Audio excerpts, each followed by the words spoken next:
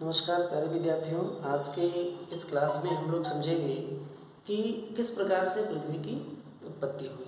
बहुत से विद्वानों ने, बहुत से भूलवेताओं ने अपनी अलग अलग परिकल्पनाएं प्रस्तुत की हैं पृथ्वी की उत्पत्ति के संदर्भ में, या ये कहें तो पृथ्वी और सौर मंडल की उत्पत्ति के संदर्भ में बहुत से विद्वानों ने अपनी अपनी परिकल्पनाएं जो है प्रस्तुत की हैं। अब इनकी परिकल्पनाएं क्या हैं, उस परिकल्पना को हम लोग देखेंगे। सबसे पहले इसमें आता है कांट की वायव्य राशि परिकल्पना। लेकिन कांट की जो वायव्य राशि परिकल्पना है, इस परिकल्पना को समझने और जानने से पहले हम ये देख लेते हैं कि जो भी परिकल्पनाएं हैं, इन परिकल्पनाओं को किस प्रकार से और कितने वर्गों में रखा जा सकता है। तो सबसे पहले हम देखेंगे कि पृथ्वी की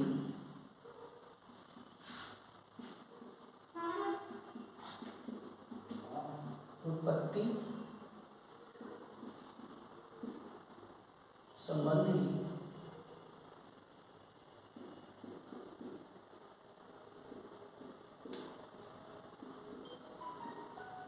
परिकल्पनाओं को 3 वर्गों में रखा जा सकता है।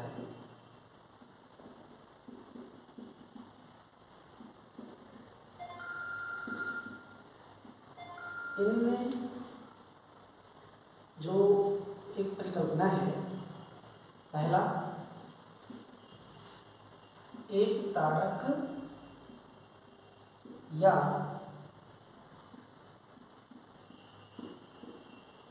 अद्वैतवादी परिकल्पना। अभी समझ लेते हैं कि एक तारक या अद्वैतवादी परिकल्पना क्या है। देखिए, एक तारक या अद्वैतवादी परिकल्पना में यह माना जाता है कि सौर मंडल या पृथ्वी की उत्पत्ति जो है केवल एक ही तारे से हुई है। ऐसी परिकल्पना जिसमें ये माना जाए कि पृथ्वी की उत्पत्ति, मतलब ऐसे विद्वान या ऐसे भूगोलवेत्ता जिन्होंने क्या किया है कि ऐसी परिकल्पना प्रस्तुत की है जिसमें सौर मंडल या पृथ्वी की उत्पत्ति को केवल एक ही तारे से होना बताया है, उसे एक तारक या अद्वैतवादी परिकल्पना कहते हैं। एक तारक या अद्वैतवादी परिकल्पना देने वालों में से सबसे पहले 1745 में कास्ते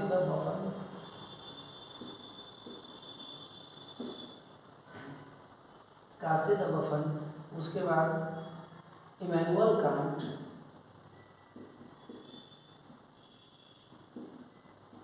लाप्लास,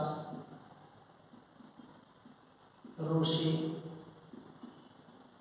इस प्रकार से कास्ते de Buffon, Immanuel Kant, Laplace, Roche, इस प्रकार के विद्वानों ने, जिसमें एक और नाम आप जोड़ सकते हैं लाकियर, तो इन विद्वानों ने एक तारक या अद्वैतवादी परिकल्पना प्रस्तुत की है। इनके अनुसार पृथ्वी या सौरमंडल की जो उत्पत्ति है वो केवल एक ही तारे से हुई है। अब हम बात करते हैं दूसरे परिकल्पना के बारे में, जिसको द्वैतारक या द्वैतवादी परिकल्पना कहते हैं। द्वैतारक या द्वैतवादी परिकल्पना, जैसा कि नाम से स्पष्ट है, आप समझ सकते हैं, द्वैतवारक या द्वैतवादी परिकल्पना में पृथ्वी या सौरमंडल की उत्पत्ति 2 तारों से हुई मानी जाती है। मतलब एक से अधिक, अर्थात 2 तारे मिल करके जो है, या 2 से अधिक भी हो सकते हैं, मिल करके सौरमंडल या पृथ्वी की उत्पत्ति करते हैं। ऐसी परिकल्पना और सिद्धांतों को द्वैतारक या द्वैतवादी परिकल्पना की श्रेणी में रखा गया। जैसे इसमें अगर हम बात करें तो चैम्बरलिन की ग्रहाणु परिकल्पना,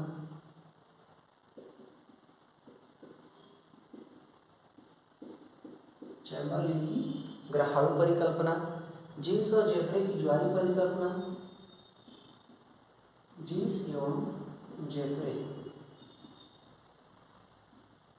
की परिकल्पना, तथा एक और इसमें नाम होता है रसेल की द्वैतारक परिकल्पना भी काफ़ी महत्वपूर्ण है। रसेल की द्वैतारक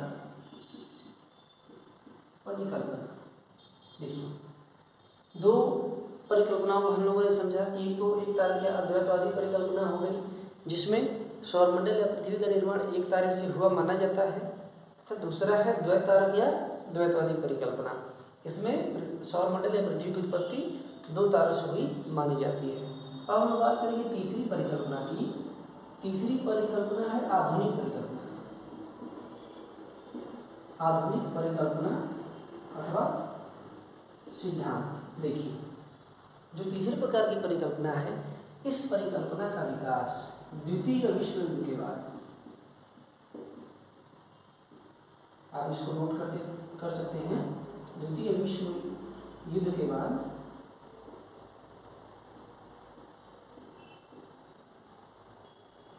नवीन खोजों एवं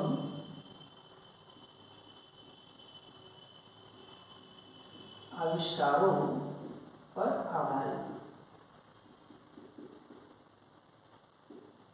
जो आधुनिक परिकल्पनाएं हैं कुछ विद्वानों की, ये परिकल्पनाएं द्वितीय विश्व युद्ध के बाद, मतलब कि आप मान सकते हैं 1945 के बाद जो भी नया तकनीकी विकास हुआ है, नवीन आविष्कार हुए हैं, उन पर आधारित ये परिकल्पनाएं हैं। इन परिकल्पनाओं में होयल तथा लिटलटन की नौतारा परिकल्पना है, ऑफबेन का परिकल्पना है, ऑटो श्मिड की परिकल्पना है, ऐसे बहुत से सिद्धांतों की विद्वानों की सिद्धांत है, उनके परिकल्पना है। जैसे बनर्जी का सिफिड परिकल्पना है, आप समझ सकते हैं, ठीक है। तो इस प्रकार की जितनी भी परिकल्पनाएं हैं, ये परिकल्पनाएं आधुनिक परिकल्पनाएं कहलाती हैं। चलिए तो अब इन्हीं में से हम लोग जो है आगे भौतिक भूगोल की कक्षा को आगे बढ़ाते हुए एक एक करके सभी परिकल्पनाओं को समझेंगे। तो इसमें सबसे पहला है कांट की वायव्य राशि परिकल्पना, जिसको हम लोग समझने जा रहे हैं। कांट की वायव्य राशि परिकल्पना। देखिए सन 1755 में इमैनुअल कांट ने न्यूटन के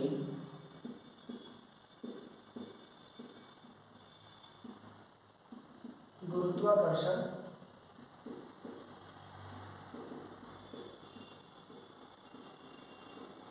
नियम पर आधारित अपनी परिकल्पना दी।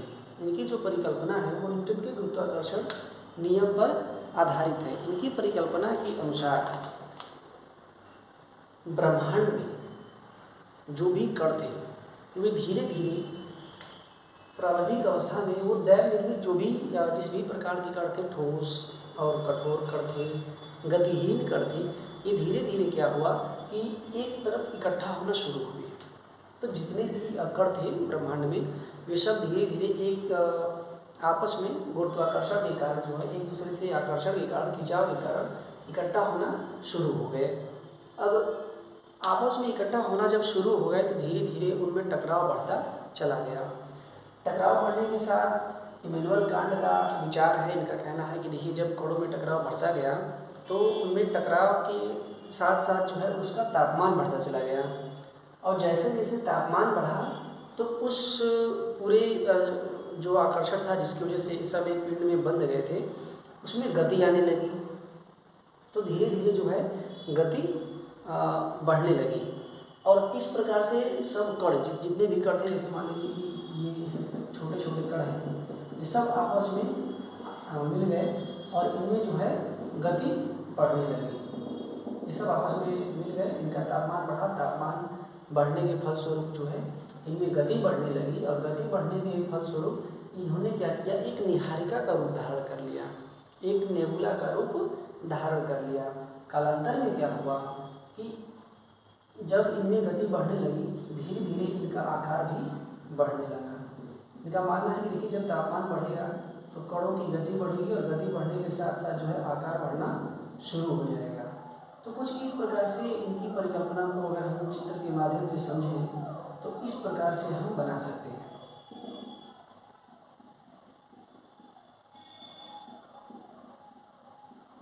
ये इमैनुअल कांट की वायव्य राशि परिकल्पना है। इनके अनुसार कुछ इस प्रकार से एक निहारिका का निर्माण हुआ और इस निहारिका का जो बीच का भाग था इसमें उभार आने लगा। कालांतर में इस निहारिका के बीच के भाग में जो है उभार आने लगा और उभार आने के फलस्वरूप इसी निहारिका से धीरे धीरे छोटे छोटे छल्लों का निर्माण हुआ। और सबसे पहले ये बीच वाला छल्ला बना, उसके बाद अलग अलग सभी प्रकार के छल्ले बनने शुरू हो गए। अब देखिए, इमैनुअल कांट के विचार से इस प्रकार से 9 छल्ले बने। इस प्रकार से 9 छल्ले बने, ऐसा इमैनुअल कांट का विचार है। इनका मानना है कि इस प्रकार से 9 छल्ले बने और ये 9 छल्ले जब निकल गए उस निहारिका से तो बाद में जा करके ठंडे हो गए और ठंडे होने के फलस्वरूप जो है ग्रह का निर्माण हुआ। तो इस तरीके से कांट की जो वायव्य राशि परिकल्पना है उसका सीधा सा अर्थ ये है कि देखिए, पहले सभी छोटे छोटे कण थे, आपस में न्यूटन के गुरुत्वाकर्षण के नियम पर आधारित इनकी परिकल्पना है।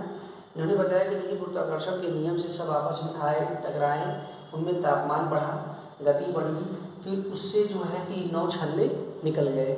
जो बीच का जो भाग रह गया, जो निहारिका बची रह गई, वो उसको उन्होंने कहा कि देखिए वो सूर्य हो गया, जो आज हम वर्तमान में देखते हैं।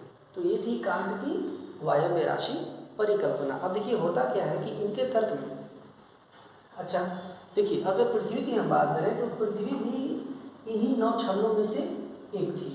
तो इनका कहना था कि देखिए, पृथ्वी जो ठंडी हुई उन 9 छल्लों में से एक छल्ला, यानी कि हमारी प्यारी पृथ्वी, ये जो ठंडी हुई तो हुआ क्या कि इसके ऊपर वायुमंडल का निर्माण हो गया और वायुमंडल के निर्माण से फिर सारी चीज़ें आगे घटी। देखिए, इनका तर्क था, कांट का जो परिकल्पना था, इनकी परिकल्पना के समर्थन में इनका तर्क था कि देखिए, ये कहते थे कि अगर आप मुझे पदार्थ दीजिए तो मैं आपको बना करके दिखा दूंगा कि किस प्रकार से दुनिया का निर्माण होता है। ठीक है, तो इस प्रकार से हमने देखा कांट की वायव्य राशि परिकल्पना को। तो अगर आपको कोई दिक्कत आ रही हो, आपको वीडियो अच्छा लगा हो, दिक्कत आए तो कमेंट करके बताइएगा। जो जानकारी मिली वीडियो अच्छा लगा तो कमेंट करके उसको भी बताइएगा कि हाँ किस प्रकार से लगा, और लाइक करिएगा, चैनल को सब्सक्राइब करिएगा। आगे हम सभी प्रकार की परिकल्पनाओं को एक के बाद एक पढ़ते चले। जो परिकल्पना है वायव्य राशि परिकल्पना, इस परिकल्पना के विरोध में इनकी आलोचना भी की जाती है कांट महोदय की। इनकी आलोचना के फलस्वरूप ये कहा जाता है कि अच्छा ये बताइए कि जब उन्होंने कहा कि सब इकट्ठा हुए, इनका तापमान बढ़ा, तापमान बढ़ने से गति बढ़ी, गति बढ़ने से इनके बीच में उभार हुआ, अब केंद्रीय बल आया, अब केंद्रीय बल के कारण उभार हुआ, बीच में 9 छल्ले निकल गए, फिर उनके ठंडा होने से सभी 9 ग्रह बने। तो ये इनसे पूछा गया कि ये बताइए कि अब ये घटना हमें देखने को क्यों नहीं मिलती? यदि उस समय ऐसा हुआ था या उस समय ऐसा होता था तो बताइए कि वर्तमान में ऐसा क्यों नहीं होता है? तो इस प्रकार से इनकी जो है इनके सिद्धांत की आलोचना की जाती है।